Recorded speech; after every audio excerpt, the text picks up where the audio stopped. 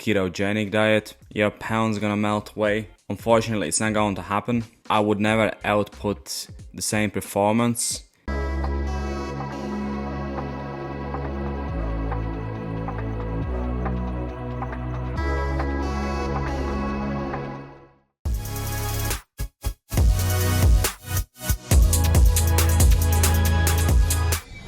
Welcome back, everybody.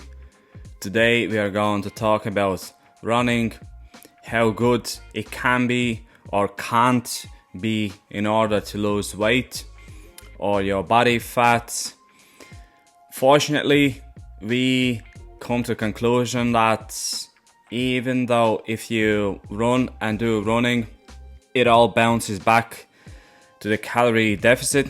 With running, like with many other exercises, it depends what efforts are you put it in terms of you can go and run extremely light, at the same time you can go and run all out.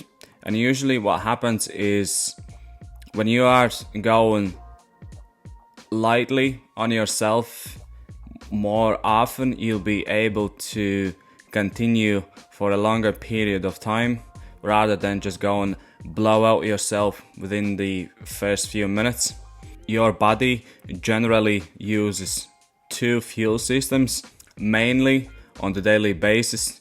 We use carbohydrate sources, which is processed in your body and stored away in your muscles as a glycogen. We like it or not, but this is the way our body is designed. The only way you could switch this fueling source is by applying different diets, by switching out carbohydrates. And you might have heard about ketogenic diet, where you reduce your carbohydrate intake down to minimum, maybe 40 grams, maybe 50 grams. It depends on each individual. In that case, if you are in ketosis, your body is using fat as the main fuel source.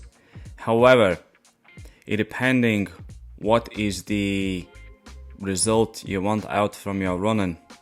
I have tested on me personally that while I was in ketosis, I would never output the same performance if I would be fueling myself with carbohydrates. So this is the very big question before you dive in and before you decide what exactly you actually want out of this running. Unfortunately, I have to say that if you think that as soon as you start running, your pounds gonna melt away or kilos, unfortunately, it's not going to happen. What happens is with increased exercise, also appetite increases.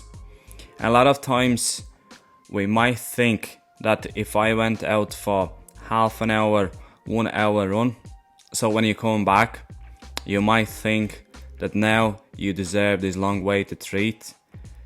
But stop at that and think twice, because if you're going to do that, then you actually throw your run just out the window.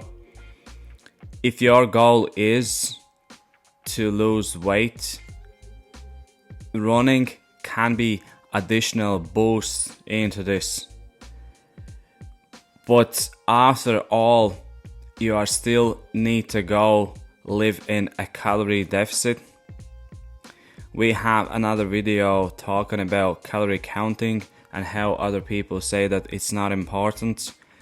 Try it and you will see that you are just running like in a wheel. It is tested personally on myself, my wife, and we've seen that if you're out of tracking, you just do it with no purpose. I'm not saying that it's a waste of time. Obviously you become stronger, you become more healthier. But again, the question is, why are you doing running? And if the main reason is potentially lose weight, you will have to look at your meal plans, your nutrition, your calorie intake and calorie out. What I always suggest would be to make some planning ahead. It is not necessarily that you will have to have meal prep done for a week. For some people, tested also on myself, it could become slightly boring eating same thing all over again. But again, it's only my personal view on this. If you're happy with that and it works out for you, I'm glad and hope you can stick to that. I always try to think a day or two before. Generally, it's pretty easy with my breakfast. As usual, I stick 70 to 80% with the same breakfast, so there's a slight difference then and there. Then talking about lunch and dinner, it's slightly different. But again, if you have plan in your mind or even the piece of paper that you know this is going to be my nutrition for lunch or this is going to be my dinner, as soon as you start feel this hungriness, you know exactly what to do. The worst part is when you do some exercise or you've been busy out or with work or with studying, when you haven't got a chance to have a meal plan ahead, and then you come back totally starving yourself. You will just eat with eyes and you will take everything you can see, and because of this starvation process that has lengthened for several hours, it might take a bit longer for your ghrelin to kick off and say your body that we are full, we are satisfied, we don't need anything else. And this is what usually happens. I have tested that myself numerous times, and it is harder to get that satisfaction that you are full for longer, and it is 100 times easier to overeat other than if you would have just planned ahead what we're going to do. It only takes a couple of minutes. As we spoke before, an app called MyFitnessPal is just great. You can plan even a week ahead if you wish. For every day you just put in all the meals, snack times. You can easily see what is going to be protein hit by end of the day, what is going to be your carbohydrates, fats, if there's anything else, any vitamin lack or anything like that. You are totally in control of this. Back to the subject of running. In terms of losing fat while running, we have to understand fundamentals. Our body generally can store carbohydrates, which is converted into glycogen in your muscles, for roughly up to an hour. It depends on the performance, the efforts you are putting in. Sometimes if you go out hard, you can deplete that glycogen a lot faster. However, if your goal is to lose body fat, you should go with a lower pace. You should go extremely easy, that you can comfortably keep a conversation. The point here, what I want to mention is that it generally for the first hour, and it is just for the first hour roughly, you're going to be burning off your stored carbohydrates. And then if you keep this slow pace, your body will slowly turn into burning fat mechanism. However, again, if you don't realize that your heart rate is higher than it's supposed to, we would generally talk about two zones, which is low heart rate and high. Obviously, if you will go in deeper, you'll find that there are fewer zones for each training perspective. But to keep it simple, let's say we have lower heart rate and higher. So when our body is generally with a heart rate below 115 beats per minute, maybe 110 and below, this is where we are at low heart rate, and this is the zone where we possibly are going to burn more fat as a fuel. However, if you go above 115, 120, your body knows that body needs energy, which is stored glycogen, and you like it or not, your body will use glycogen.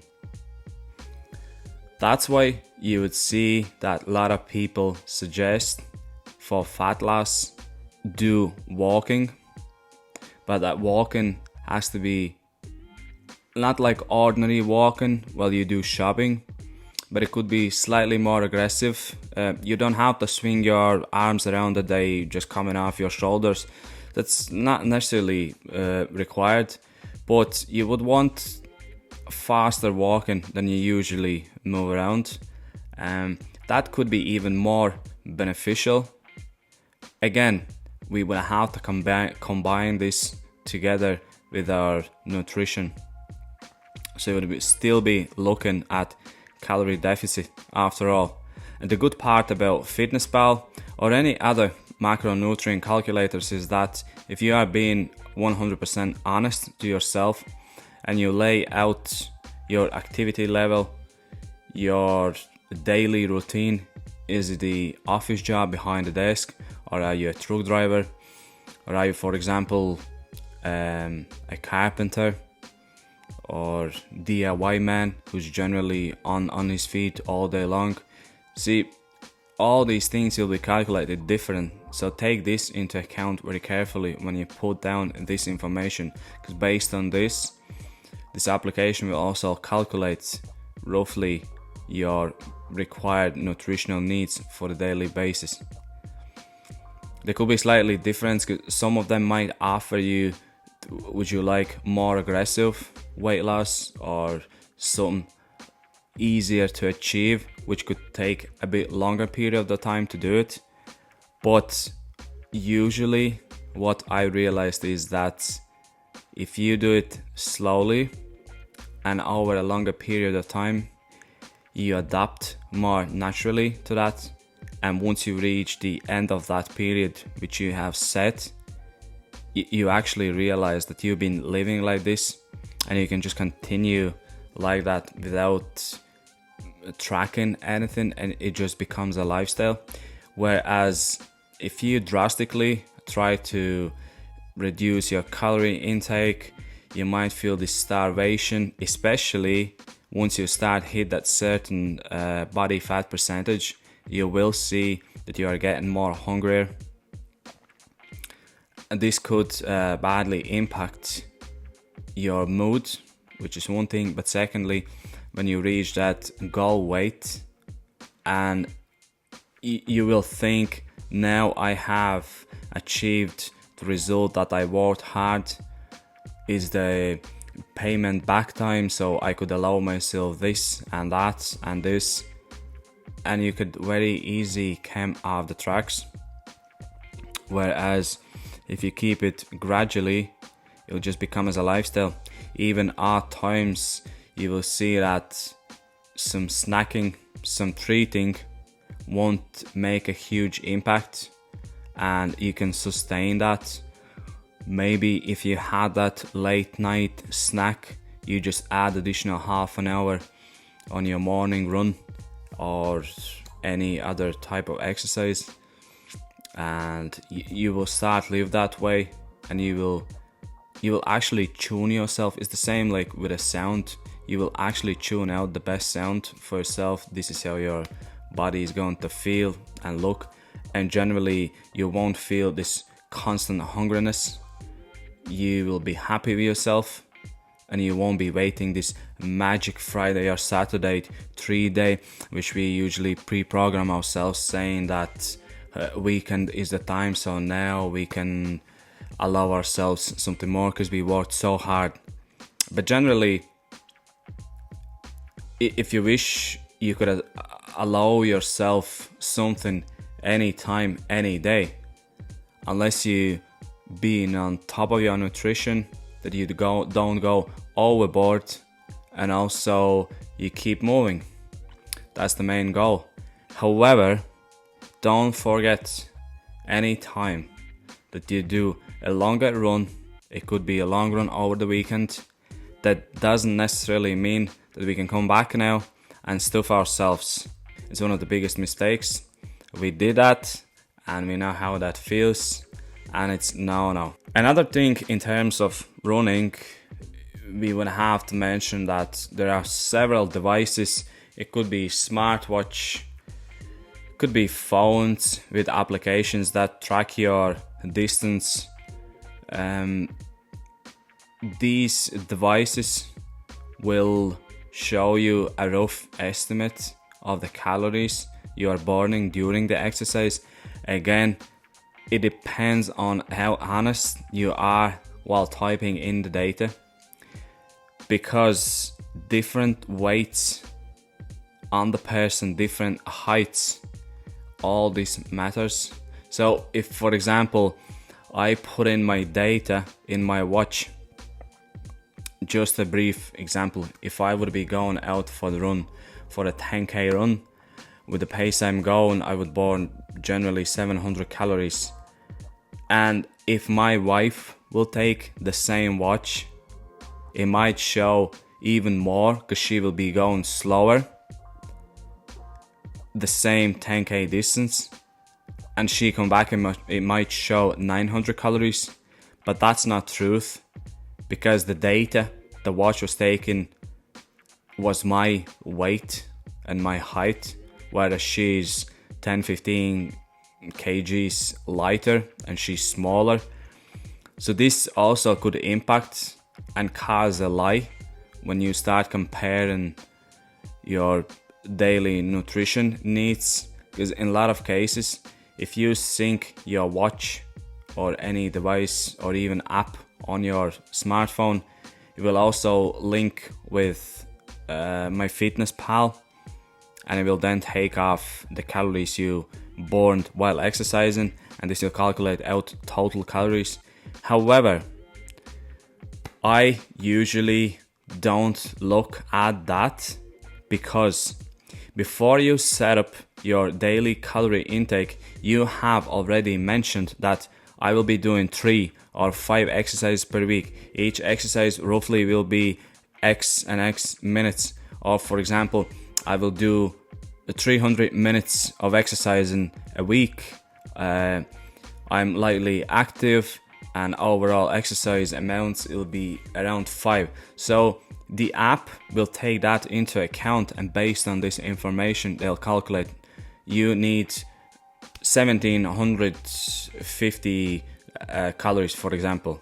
So this is being taken already into account if you wish to lose, for example, a half kilo or 1 pound a week over some 8 weeks time. But if we go out for a run, we come back, so we started our day with 1750 calories allowance, and then we added, for example, 500 calories with some 5 or 6k run. So we now think, wow, okay, so today we can smash down 2350 calories. Not really. And this is where we get tricked. We already gave this information to our app that this is what we're going to do on the weekly basis. So even knowing that today we did these amounts of sport and we have additional calories we could consume, you shouldn't. That's where it bounces back, and a lot of people don't pay attention to that. First of all, these watches and phones aren't 100% accurate. Secondly, we already put that information into the application saying that we are going to do X and X amount of minutes or days or exercise per week. So this is another key point you should bear in mind. In terms of food choices and recovery, The main goal is to stay away from processed foods. Generally, anything that comes pretty much ready to eat in packaging or that just requires heating up, it'll be modified. I've been actually browsing through these ready-made meals, and even those, if you would just look through the ingredients list, the amount of stuff that is added, and like a third of the names we wouldn't even realize what are those. Some gum starches, some starch syrups, corn syrup and stuff. You would never add that to your food while you're prepping everything yourself. So stay away from that. Also, these modified foods, they might smell and taste good because this is the purpose of them. The companies who manufacture them, they spend billions and billions working out this perfect flavor, because usually what they do is they would mix in sugar, salt and sodium to make this perfect flavor. And this is what we don't want to take it in, especially if you're looking at some meats. I got caught other day with some turkey burgers. They look genuinely a raw meat made up as a burgers. Then we got home, it was simply my dumb mistake. I just never looked into ingredients list. Then when I got home, I realized that these burgers contain only 80% of turkey meat. Everything else was some filled up things, including sugar, corn syrup, and so on. I was shocked. I did not want to eat. I said to my wife, this is the first and last time when I'm buying these turkey burgers, because rather than I just buy turkey mince and just make up these burgers myself. So be careful with that.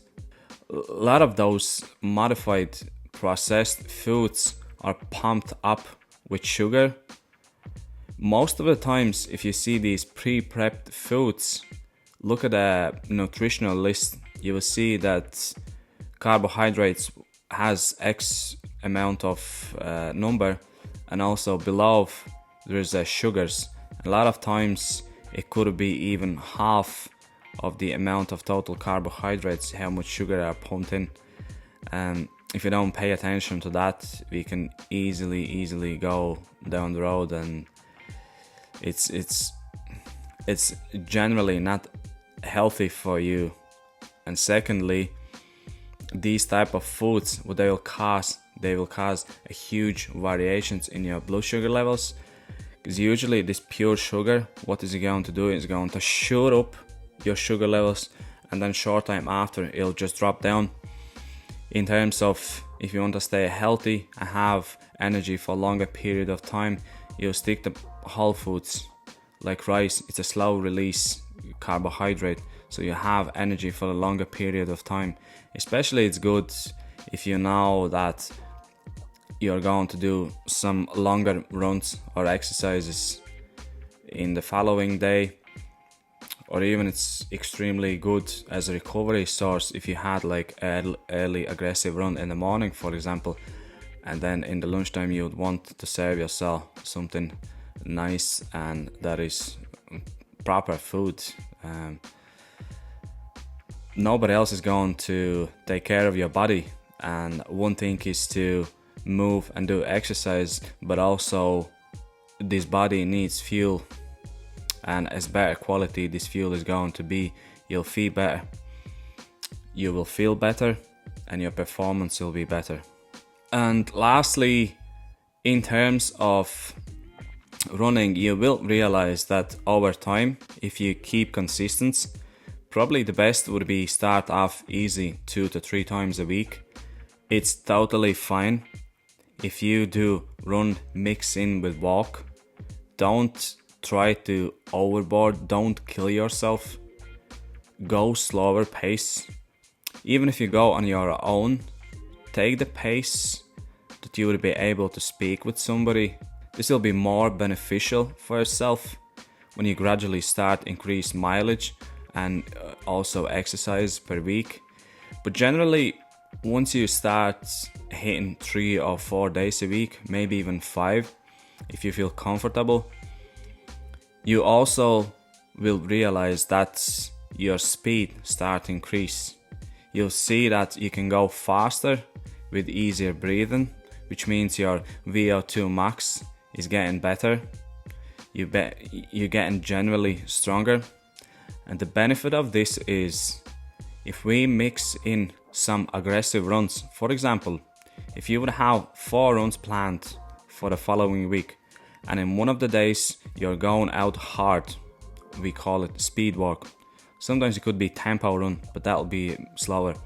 So for example, if you go out for the speed run, this is something similar as high intensity interval training, or short version of that HIIT.